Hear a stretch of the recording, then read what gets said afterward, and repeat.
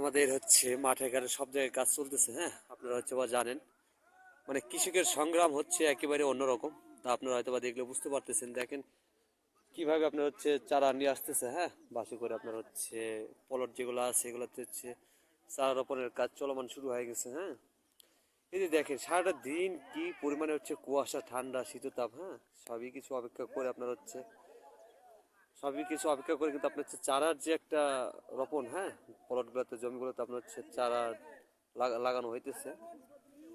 মানে সারাটা দিন আপনার হচ্ছে বাতাস আর ঠান্ডা, যে কুয়াশা, শীতল। হ্যাঁ, দেখেন ঠান্ডা পানির ভিতরে আমাদের যে হচ্ছে কষ্ট। হ্যাঁ, মাঠের হচ্ছে যে কষ্ট, সংগ্রাম, জীবন একেবারে ভিন্ন রকম। আপনারা দেখলে হয়তো বুঝতে পারতেছেন,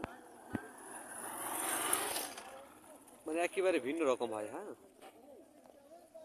মানে আমাদের বাংলাদেশ আসলে কৃষি প্রধান একটা দেশ। তারই ভিতরে আপনারা তা দেখতে পারতেছেন। হুম, খুবই অন্যরকম। মানে হার না মানে এক গল্প, জীবন সংগ্রাম বাঁচে এক অন্যভাবে।